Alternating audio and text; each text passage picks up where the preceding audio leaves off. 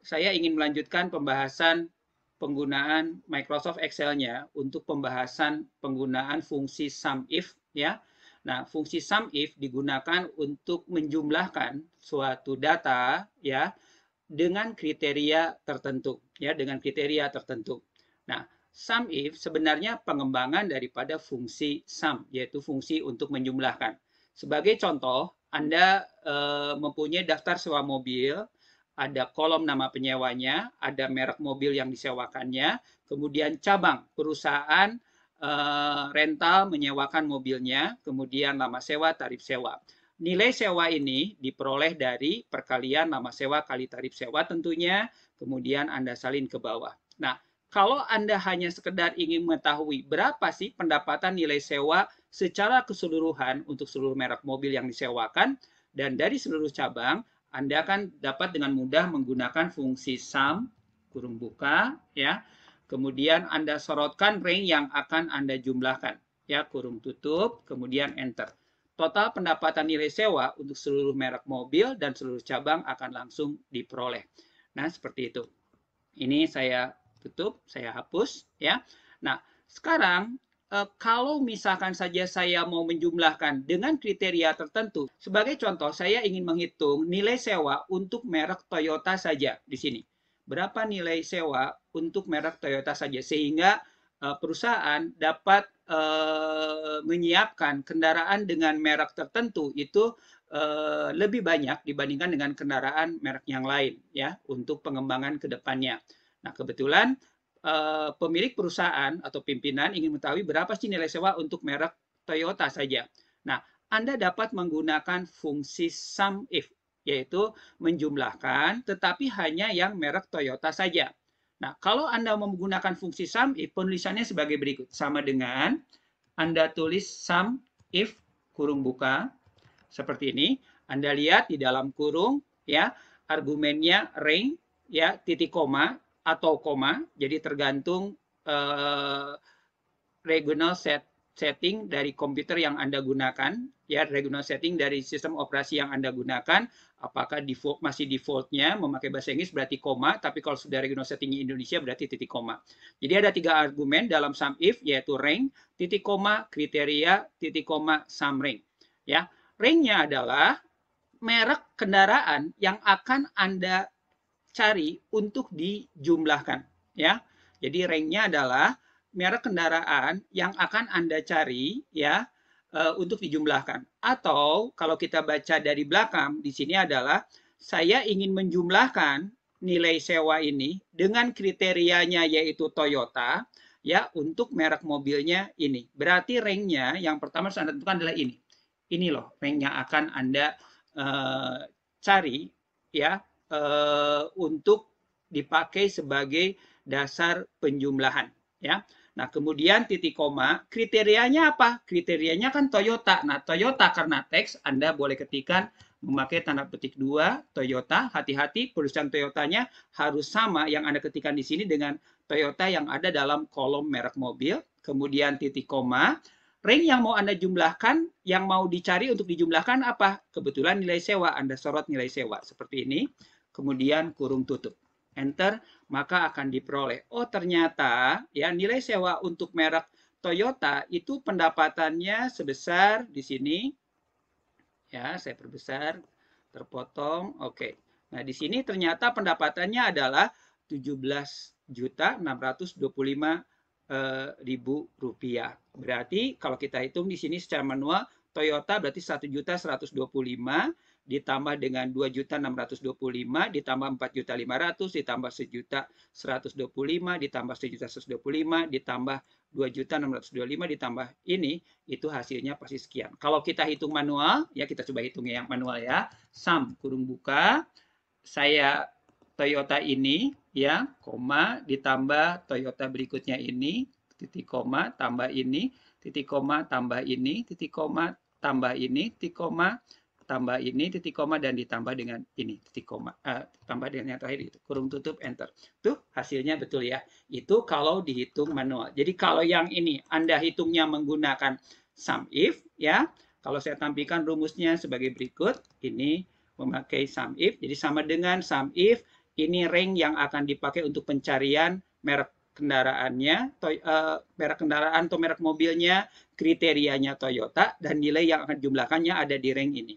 Ya, jadi kalau saya tampilkan hasil rumusnya, ya, yang nilai sewa untuk merek Toyota, ini rumusnya sebagai berikut, yaitu sama dengan sum if, ya, C5 sama dengan C19 sebagai rank data yang akan dipakai untuk mencari merek mobilnya, kemudian Toyota sebagai kriterianya, kemudian G5 sampai dengan G19 adalah nilai sewa yang akan dicari untuk dijumlahkan.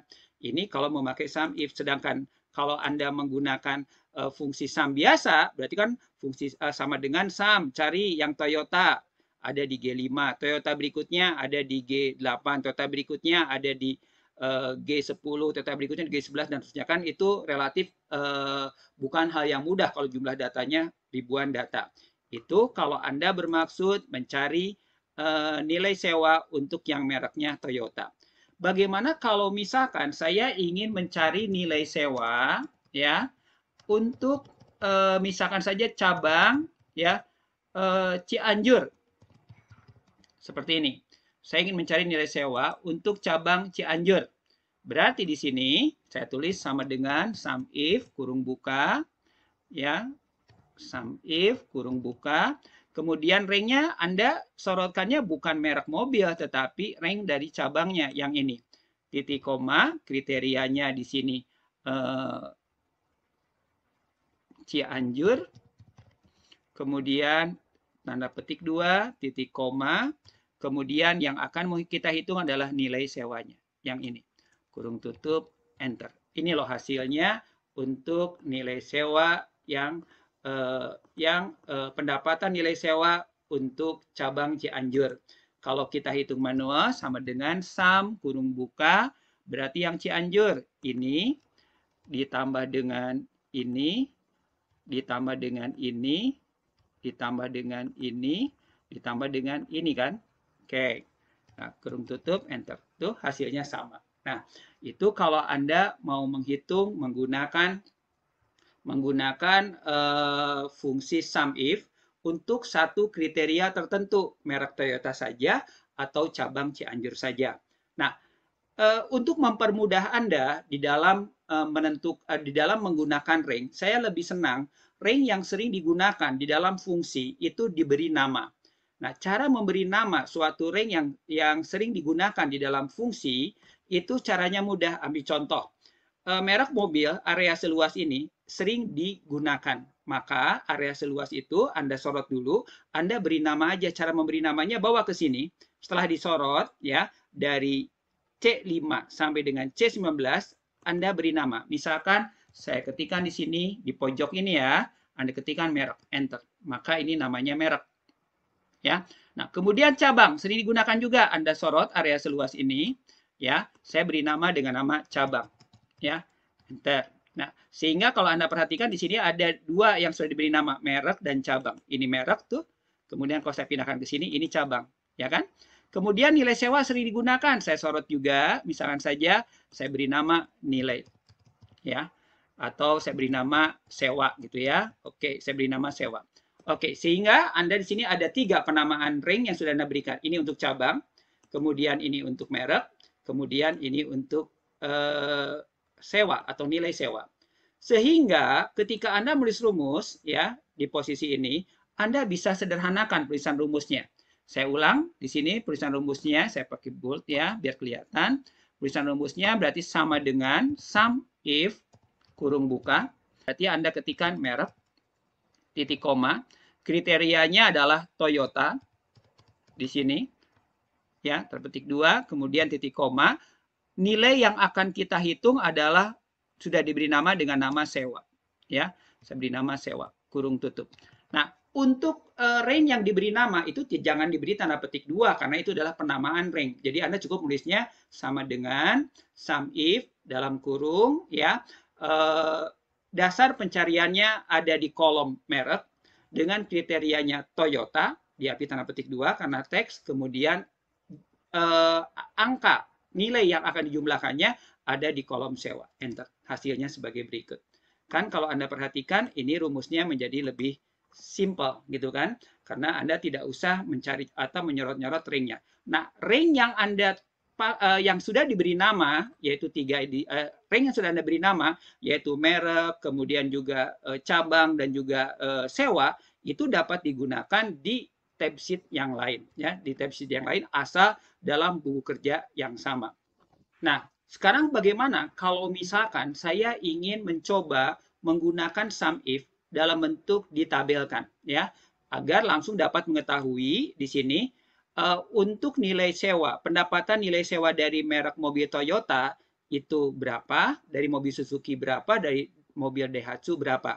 Dengan tujuan pemilik perusahaan atau pimpinan perusahaan itu dapat mengetahui pendapatan sewa yang paling tinggi itu dari merek mobil apa sih, ya, sehingga untuk kedepannya perusahaan dapat memutuskan investasinya itu pada merek mobil mana yang harus lebih banyak disiapkan, yang paling laku disewa oleh para pelanggan atau customer.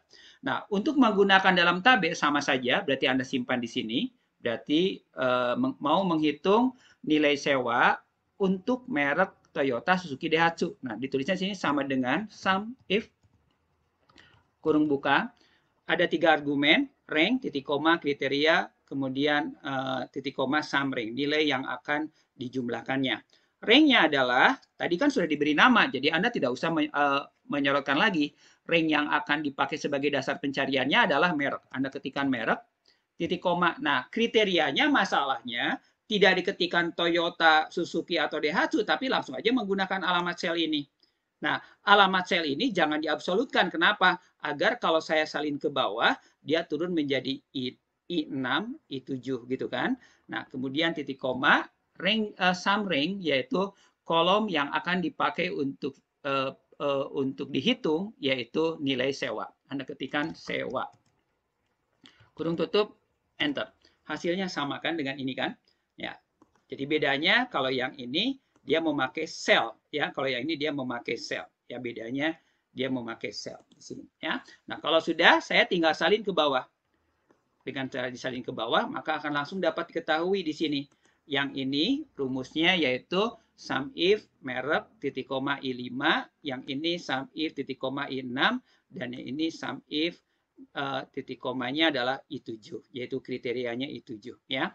Jadi kalau saya tampilkan di sini, ini kan, ya, untuk sum if merek dengan kriterianya I5. Kemudian yang ini saya tampilkan, ya, ini I6, dan ini saya tampilkan, ini adalah I7. Nah, kalau Anda perhatikan di sana, rank yang Anda beri nama dengan nama merek, dengan nama cabang, dengan nama sewa, itu otomatis diabsolutkan. Statusnya adalah absolut, jadi otomatis absolut. Nah, itu contoh menggunakan sum if dalam bentuk tabel. Setelah Anda mengenal sum if, kita lanjutkan bagaimana kalau Anda mencoba menggunakan count if. Count if itu digunakan untuk menghitung atau mencacah, ya, banyaknya data dalam suatu ring, ya, banyaknya data, ya, dalam suatu ring. Jadi kalau misalkan saja saya ingin mengetahui kalau secara manual Toyota ini berapa sih yang disewakan, berarti kalau kita hitung manual Toyota 1, 2, 3, 4, 5, 6, 7. Ada 7 mobil yang disewakan, ya. Kemudian Suzuki ada berapa? Suzuki ada 1, 2, 3, 4, 5. Ada 5 yang disewakan. Kan nggak mungkin dihitung manual kalau jumlah datanya banyak. Nah, untuk memudahkannya, Anda dapat menggunakan sama dengan count, sini if, kurung buka. Argumennya hanya 2, yaitu rank dan kriteria. Ranknya adalah merek mobil yang akan dicari, yaitu ini kan. Nah, kebetulan namanya merek, sudah diberi nama, titik koma. Kriterianya mana? Kriterianya ya ini Toyota, ya. Tetapi kalau ternyata satu persatu, Anda boleh ketikkan tanda petik Toyota, tanda petik, kurung tutup, enter. Nah, kalau sudah kurung tutup, enter, Anda tinggal salin ke bawah. Tadi betul kan hitung 7 dan Suzuki tadi 5 ya. Tuh kan. Dapat diperoleh. Daihatsu 3 kita coba cek. Daihatsu 1, kemudian 2, 3.